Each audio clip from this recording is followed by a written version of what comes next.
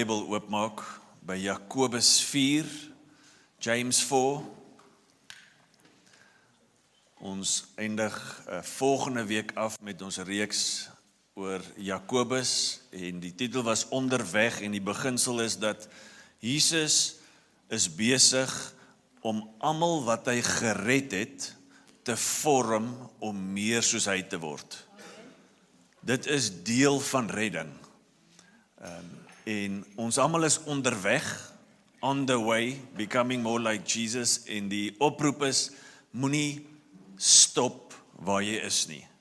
Ons is nie soos Jesus nog nie. Ons slaap baie keer laat, ons eet te veel pudding, ons praat baie keer lelik, al daai goeders moet uit ons lewe uit, en Jesus doen dit deur sy krag. Die idee is dat ons sal perfek wees en dit praat van die einde van 'n proses. Eendag as hy ons kom haal. Ek lees vir ons, die titel vanoggend, is megas. Dis 'n Griekse woord wat beteken loud, groot, abundant, megas genade, groot genade. Dis die titel van vanoggend. Hierso is ons skrif. Ek lees van vers 1 tot 10. Waar kom al die oorloë en gevegte onder julle vandaan? Dit word vir Christene gevra. Moenie weghardloop wanneer dit gebeur nie. Dit is juis in daai tye wat die Here ons wil vorm. Kom dit nie van julle begeertes, dis 'n belangrike woord, wat in julle ledemate oorlog voer nie. Julle begeer, maar julle besit niks nie. Julle pleeg moord, en dit is metafories, hulle het nie letterlik mekaar doodgemaak nie, hulle het met hulle woorde moord gepleeg,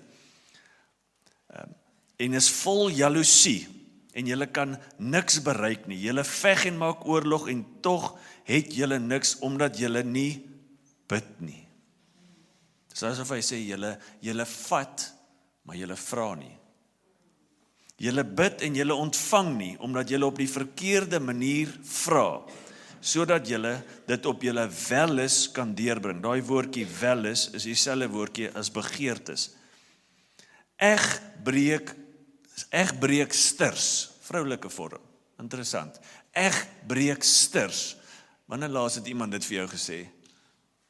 Dankie Jakobus, dat jy ons weer so opbou vanoggend. Weet julle dan nie dat vriendskap met die wêreld vyandskap teen God beteken nie? Wie ook al 'n vriend van die wêreld wil wees, net die wil, maak homself 'n vyand van God. Of dink julle dat die skrif verniet sê dat God hinker met besitlikheid? Dit praat van 'n begeerte, 'n behoefte, 'n passie vir die hele mens, na die gees van wat hy in ons laat woon het. He yearns jealously, sê die Engels. Maar hy gee megas, daar is daai woord, groter genade, daarom sê hy, God staan die hoogmoediges teen, maar aan die nederiges gee hy genade.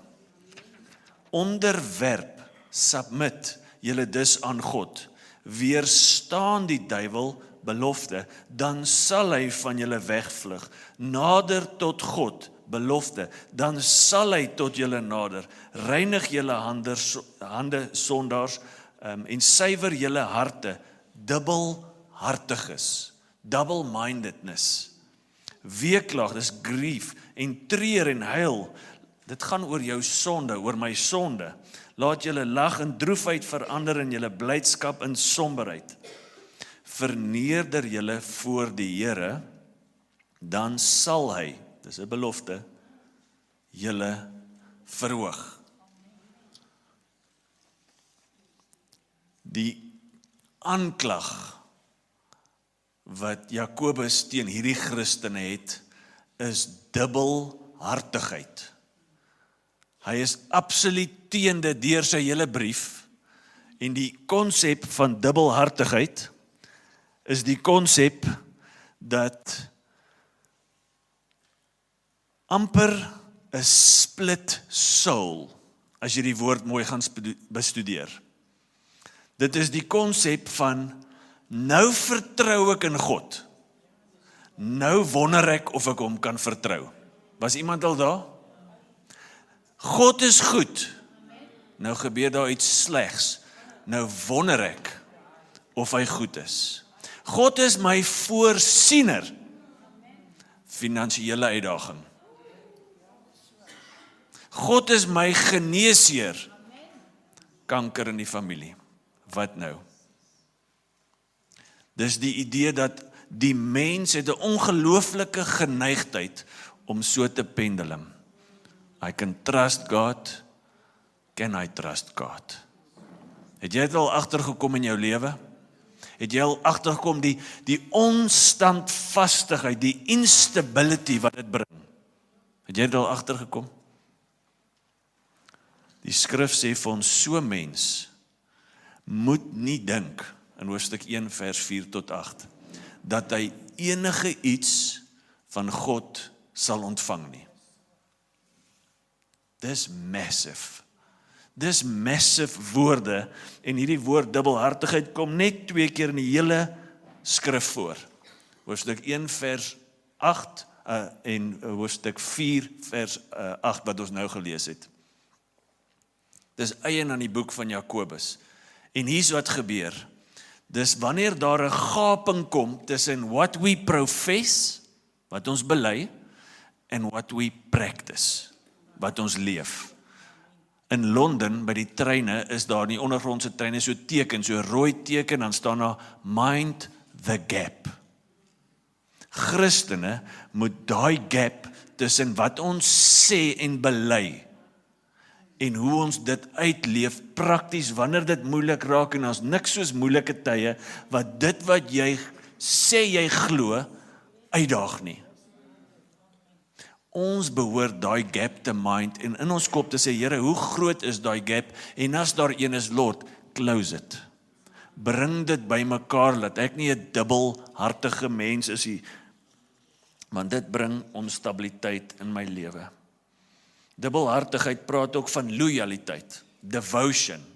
Waantoe gaan dit? Wêreld of God? Vriendskap die kant, vriendskap daai kant. Ek het seker 3 hartjies probeer teken, Christel, om dit vir ons uit te beeld. Dis 'n split soul. Een kommentator sê, it's spiritual schizophrenic. Dis amper asof jy 2 mense is. En dit is 'n ding selfs wat in almal van ons is op een of ander manier. Wat is die resultate van dubbelhartigheid? Dit steel seëninge by ons. Daar staan, julle begeer, maar julle besit niks nie. Julle pleeg moord en is vol jaloesie en julle kan niks bereik nie. Julle veg en maak oorlog en tog het julle niks. 'n Dubbelhartige ingesteldheid as 'n Christen steel die seëninge wat God vir ons wil hê by ons. The blessings of God, die vrede, die vreugde, die stabiliteit, al die dinge word by ons gesteel, bloot omdat ons wonder of ons God kan vertrou. Nommer 2, dit steel nie net nie, dit verdeel. Dit verdeel toewyding. Daar staan egbreeksters. Dit praat van, daar is 'n verbond tussen ons en God. Hy is die bruidegom, ons is die egbreekleegsters. Dis wat hy vir ons sê. Jy was loyaal, maar nou is jy nie meer nie. Was dit nie die aanklag teen die volk nie? Presies wat daar gebeur het. Imagine, jou vrou sê vir jou, hoor ek sal by jou bly, behalwe Moedersdag. Moedersdag gaan moeder nie by my jou wees nie, en sy gaan by daai ou vloesie van die hoërskool gaan kuier. Manne, is dit alright? Van julle lag nie, eers met julle so, Dis presies wat hier aangaan. Hy sê, ons toewyding is by die Here, maar soms nie by die Here nie. Egbreeksters. Dit verdeel ons lojaliteit tussen wêreld en God. Nommer 2, nommer 3, wat is die resultaat van dubbelhartigheid? Dit bring vyandskap. Dit het my aandag getrek. Ek maak myself 'n vyand van God, bloot as ek 'n vriend van die wêreld wil wees. As ek wil hê wat die wêreld bied, as ek my status wil kry in die wêreld, dan maak ek myself 'n vyand van God. As ek my sekuriteit wil vind in 'n vol bankrekening, dan maak ek my 'n vyand van God. As ek my waarde wil vind in hierdie wêreld, dan vind ek myself 'n vyand van God. Dit is die gevaar van dubbelhartigheid. Romeine 12 sê ons moenie gelykvormig word aan hierdie wêreld nie. Nommer 4, en dalk een van die grootstes, dubbelhartigheid vat jou verder weg van God. Daar staan in vers 8, nader tot God. Vir wie sê mense, jy moet nader kom? Sê jy vir iemand wat reeds naby is dit? Nee, dit impliseer daar was 'n wegdryf van God af.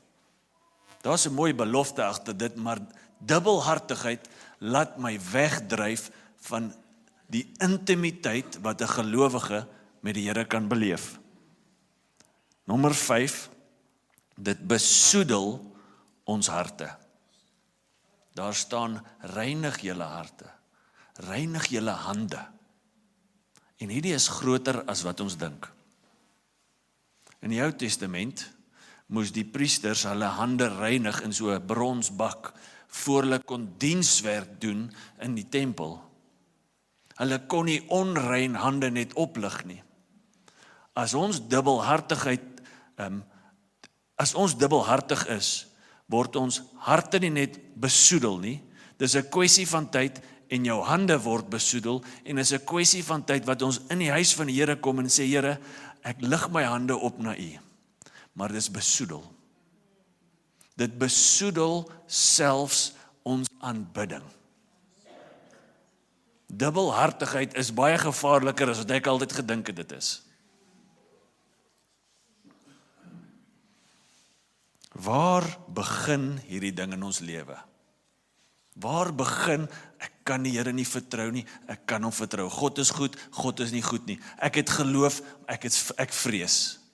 Waar begin hierdie onsekerheid in ons lewe? Ek dink die skrif is duidelik. Dit kom neer op hierdie een woordjie, begeertes. Wat is die grootste begeerte? Moet dit nie antwoord hart nie. Wat is eerlikwaar jou grootste begeerte in jou hart? Hierdie woordjie begeertes praat van 'n individu wat sy lewe so opstel dat dit vol plesier en genot is. Vol wêreldse vreugde, en hy doen dit sodat hy om pyn kan gaan. Het jy al gesien hoe doen ons dit? Daar is sekere gesprekke wat ons net nie wil hê met mense nie. Want is 'n bietjie van 'n broccoli gesprek, onthou julle dit?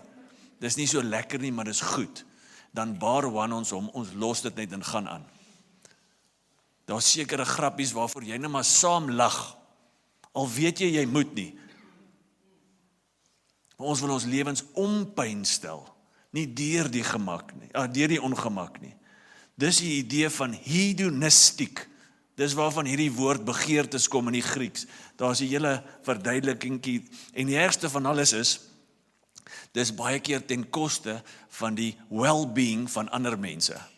Ek sal vat, solank dit met my oukei gaan, solank ek genoeg het, solank ek geniet, memories maak. Dis die woordjie begeertes. Alles mik hiernatoe. Imagine Jesus was so. Imagine Jesus het nie die well-being van anders. Imagine Jesus het weggevlug van pyn af.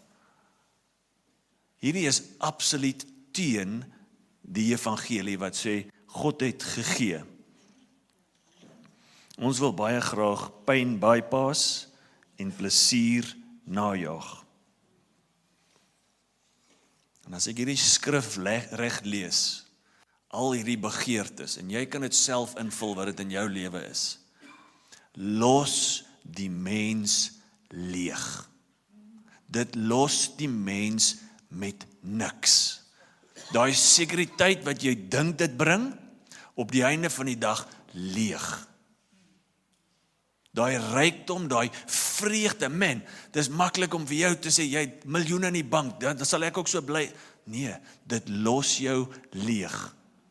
Thomas Merton, nie noodwendig die beste voorbeeld en alles om te volg nie, maar hy het hierdie goeie gesegde gehad, people may spend their whole lives climbing the ladder of success, only to find once they reach the top, that the ladder is leaning against the wrong wall. Imagine, dit's waar my begeertes is op aarde, en ek klim en ek werk, promotion, status, wealth, en ek kom bo. En gaan hoor by die ouens, wat bo gekom het in die sportwêreld, en al hierdie, dis leeg daarbo. Dit bring nie wat dit beloof het nie.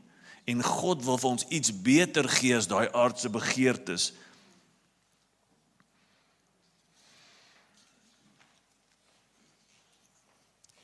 Waarin vind jy jou vreugde? As jy moet 'n sin sê na dit, waarin vind jy jou vreugde? Dis 'n goeie toets om te kyk waar lê jou begeertes. Waarin vind jou vreugde? Psalm 37 vers 4 sê, vind jou vreugde in die Here. Dan sal hy jou gee wat jou hart begeer.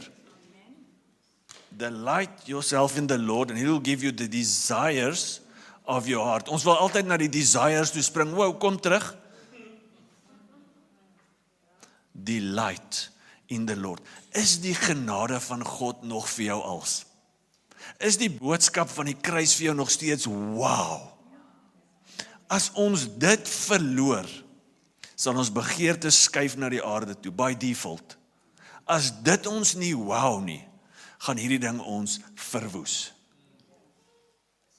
Man, en is so maklik om te sê, man, het ons al weer stil geword en het ons self verbly in die Here, dat as ek als verloor en ek het hom, als gaan alright wees.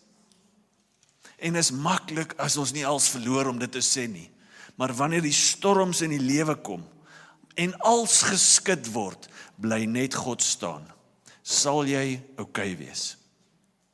Dis vind jou vreugde in die Here. Dis hoe dit lyk. Hierdie skrif herinner ons dat die blydskap en die vervulling wat elke mens soek, jy is so gemaak, moet gevind word in 'n verhouding met God. Die res is leeg. En dan sê hy, wanneer jy jou vreugde in God vind, dan gaan daar in jou hart 'n transformasie plaasvind. Hierdie is nie 'n genie in the bottle versie nie. Here, ek soek 'n nuwe kar, okay, gee dit.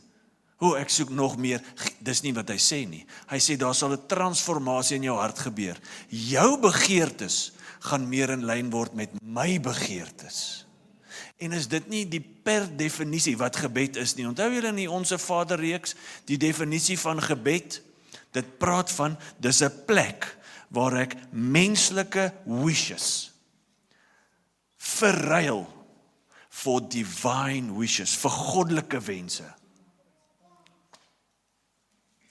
Man, gebed is ook 'n plek, nie net waar ek vra nie, maar waarvoor ek vra word gesuiwer. Loyaliteit word versuiwer. Devotion, purified. Dis wat in gebed gebeur. Ek stap hierdie week, een oggend hier na die koppie toe, ek stap hom nie op nie, oom Koos. Ek is nie so waghalsig met soos oom nie, maar ons moet in elk geval praat of oom hom nog moet opstap. Ons kan na die tyd. En ek bid, want soms sukkel ek om te bid. En dit help my om uit die huis uit te kom en te gaan stap. En te bid. En al begeerte wat ek daai oomblik in my hart vind, dis al. is Here, maak my meer soos U. Here, dis my hoofbegeerte vanoggend. Ek sê dit vir jou, nie om vir jou te sê, wow nie. Ek sê dit vir jou, want ek weet, daai kom van God af. Dit is nie ek nie. Dit is nie hoe Tiaan operate nie. Dis die Here wat 'n wens kom verander het in my en gesê het, man, ek sit dit in jou, daai begeerte.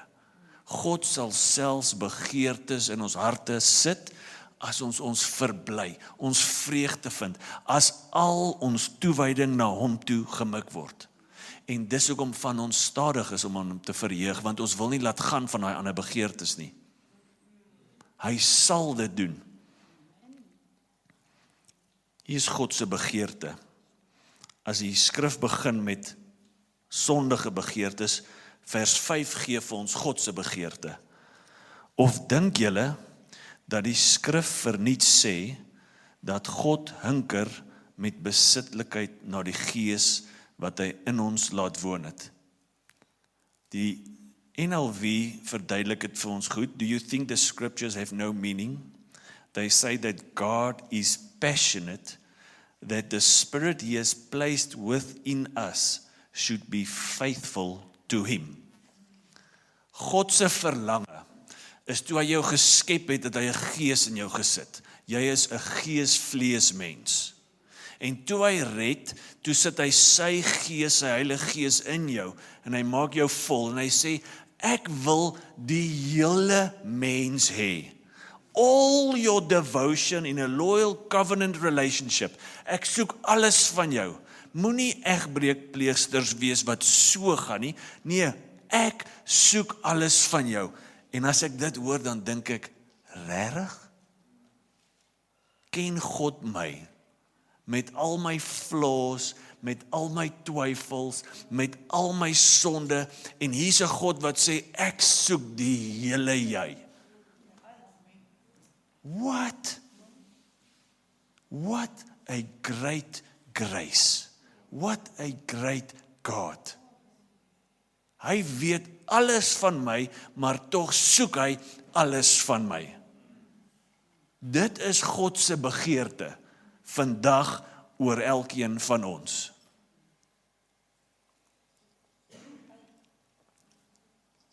Hoe belyn ek my lewe met hierdie begeerte? Hoe word sy begeerte my begeerte?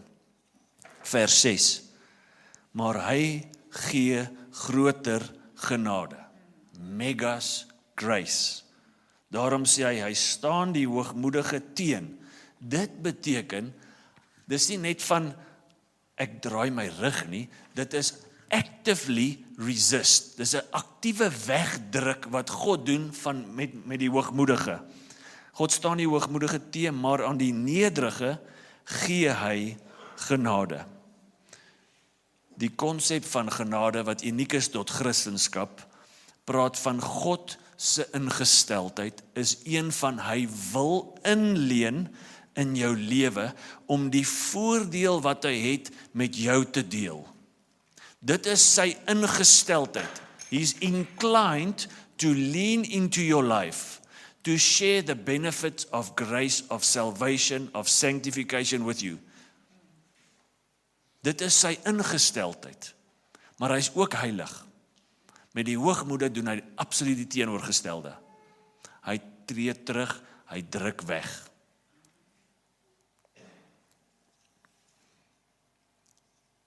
Die antwoord vir 'n dubbelhartige siel, split en half, ek kan hom vertrou, ek kan hom nie vertrou nie. Hy is goed, is hy goed. Ek is vol geloof, nou twyfel ek. Die antwoord vir daai hart, hy sal voorsien, ek wonder of hy sal voorsien, is God se genade. Dis wat dit is. In Eksodus 34, toe God homself openbaar aan Moses, en hy kan net so deur 'n skreefie sien, is die eerste openbaring, the Lord, merciful and gracious. Barmhartig, en die eerste ding wat God aan Moses van homself wys is, ek is barmhartig, ek is genadig. Jy moet dit van my weet, Moses. Mens, jy moet dit van my weet. I'm inclined to lean into your double heart. En maak dit 'n single-minded, standvastige hart. Wat help dat jy nie so deur die lewe gaan nie en maak dat jy niks ontvang van God nie. Dis net sy groter genade. Wat hy ons bied, is beter as wat die wêreld ons bied. Sy blydskap is onafhanklik van omstandighede. Sy vreugde wat hy gee is onafhanklik van omstandighede. Sy sekuriteit is 'n ewige sekuriteit. Dis nie soos daai polis, en ek sê nie moenie polisse uitneem nie, maar dit is nie soos daai polis wat verval iewers dalk nie en klein skriffie onder het nie. Syne is vas. Was 'n paar dinge van sy groter genade, jy kan een aangaan. Sy genade is groot, dis megas, dis genoeg, dis al wat die mens kort. Die tweede een praat van sy genade is genoeg vir ons, en Paulus sê dit in 2 Korintiërs dink ek, nou jok ek definitief. 2 Korintiërs 12, ek jok nie, vers 9 tot 11, waar hy vir die Here vra, vat hierdie doring in my vlees, vat dit weg, en God sê, maar my genade is genoeg. Die mens wil om pyn gaan. God sê, wel, ek kan vir jou genade gee om deur pyn te gaan. Sy genade, sê hy, is sy krag. Want wanneer ek swak is ek sterk as gevolg van daai genade. Nou dit beteken, sy genade onderhou ons, it sustains us. Jy kom op 'n plek waar jy sê, ek moet duidelik al plat op die grond wees. But I'm not. Ek is platgeslaan, maar ek staan weer op. Dis sy genade in ons. Dis hierdie great treasure in the jar of clay, dat ons kan aanhou, omdat hy in ons is. Sy genade is in ons. Titus 2, vers 11 en 12 sê, sy genade leer ons om heilig te lewe in hierdie lewe. Sy genade is 'n leermeester wat ons meer soos Jesus maak. Ons het deelname in dit. Die antwoord is submit, die antwoord is buig die knie. Maar God gebruik sy genade, dis nie net marshmallow nie, dis sterk kragtig en dit leer ons om ook selfs nee te sê vir die wêreldse begeertes, sê vers 12. Sy genade is die antwoord vir ons wêreldse begeertes. Dit leer ons om te sê nee dankie en ja.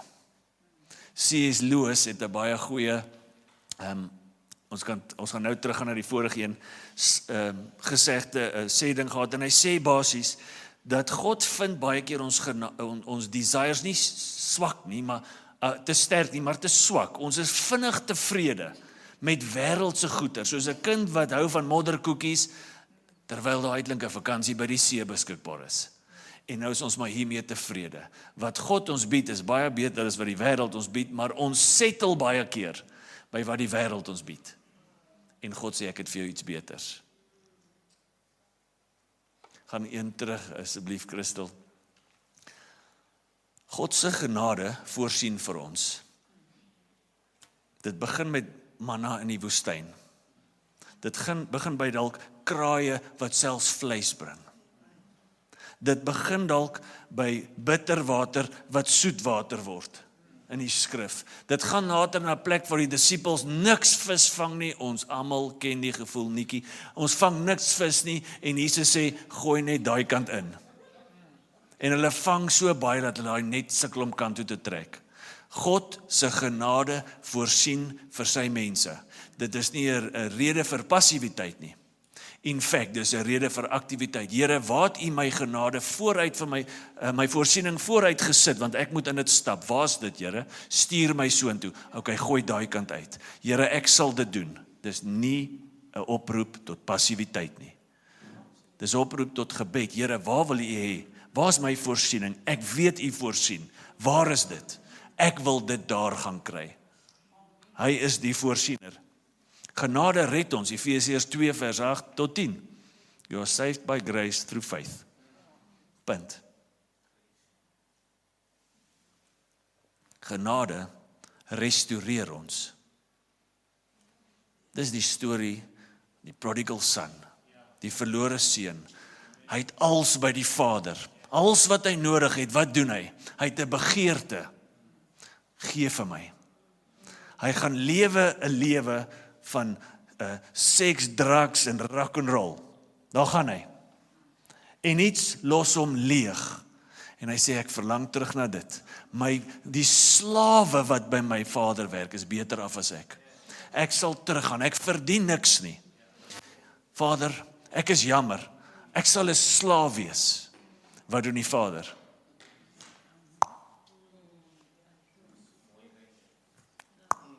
Lekker shoes, nuwe jacket. Lekker party. Genade restoreer ons. God kyk uit oor mense wat weggedryf het as gevolg van dubbelhartiges en hy sê, ek wonder wanneer kom hulle terug, ek kan nie wag nie. Ek wonder wanneer hulle laat vaar van hulle, ek soek alles wat die wêreld my bied, meer as wat ek julle kan gee. Ek wonder wanneer gaan hulle leeg genoeg voel om na my toe te kom. Hy staan daar en wag. En hy restoreer. Maar dit vat nederigheid. Dit vat nederigheid om te sê, dis ek, dubbelhartig. Dis ek. Ek het vir al hierdie dinge wat die duiwel na my kant toe bring, en ek het geval vir dit.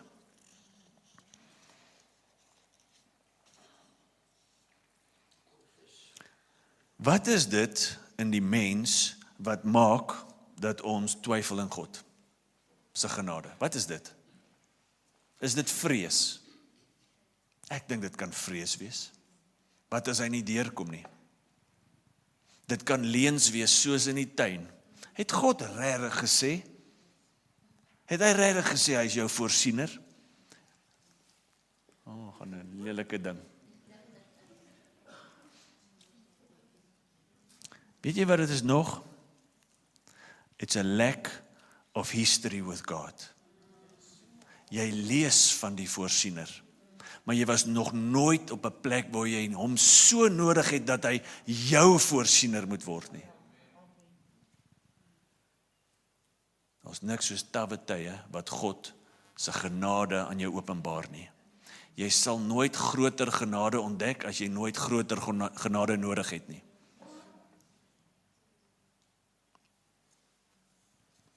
Sluit af, vers 7 sê, onderwerp julle dus aan God. That mean submission to his mission. Not your mission. Dit beteken, hy is die Here, nie ek nie. Dit beteken nederigheid. Weerstaan die duiwel, resist the devil, promise, dan sal hy van jou wegvlug. As jy wil vryheid beleef, ware vryheid word net gevind in onderdanigheid aan ware autoriteit. En elke keer sal die duiwel van jou wegvlug. Jesus het dit vir ons gewys in die woestyn. En elke keer sal hy wegvlug. Elke keer, hoe weerstaan jy die duiwel met al hierdie begeertes? Jy hoef nie te skree nie. Jy hoef nie te sweet nie. You submit to the Lord. That's it. Hy moet vlug.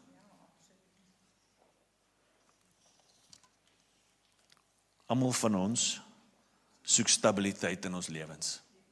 Dubbelhartigheid bring die teenoorgestelde. Hoofstuk 1 vers 4, Count it all joy, my brothers, when you meet trials and various kinds, for you know that the testing of your faith produces steadfastness. Ek weet nie of daar 'n ander manier as uitdagings is om standvastigheid te bring nie. Maar dank die Here dat ons nie alleen gelos word in ons uitdagings nie. Dat sy genade genoeg is vir ons om nie om die dinge te gaan nie, maar deur die dinge te gaan, en jy kan 'n standvastige gelowige word, omdat sy genade genoeg is. Imagine 'n standvastige mense, wat nie stres as die dieselprys deur die dak skiet nie. Imagine 'n standvastige mense wat nie saam met almal praat oor die oorlog in die wêreld, sonder om te vergeet, God is soewerein, hy gebruik dit ten goeie. Imagine 'n mense wat ongeag van omstandighede geloof het, wat ander kan help, wat ander kan opbou, wat nie platgeslaan word deur wat ook al in die wêreld. Wat sal die wêreld van sulke thick, solid Christene sê? En hulle sal dron wees. Want wat jy het, kort ek, want ek beleef onstabiliteit. En elke siel soek standvastigheid. Waar het jy dit gekry? Ek sê jou vertel. Dis die genade van 'n man wat sy naam Jesus was. That's it. Ek vat jou na die bron toe self. Dis waar my standvastigheid kom. Here, maak ons standvastig. Amen. Here, dankie dat u genade groot is.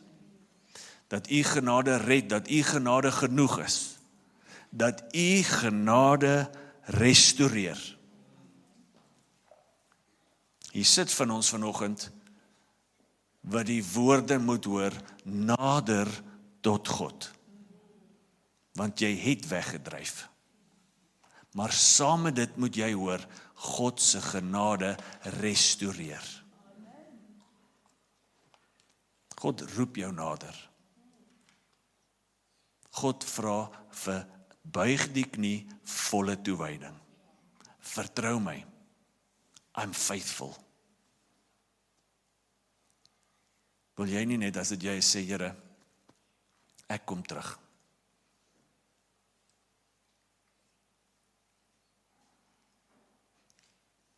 En hier is die goeie nuus. Hy bring nie net stabiliteit in hierdie oomblik nie. Hy bring intimiteit. Dis wat jou siel nodig het. Dis in fact wat die stabiliteit bring. Intimiteit met die Vader.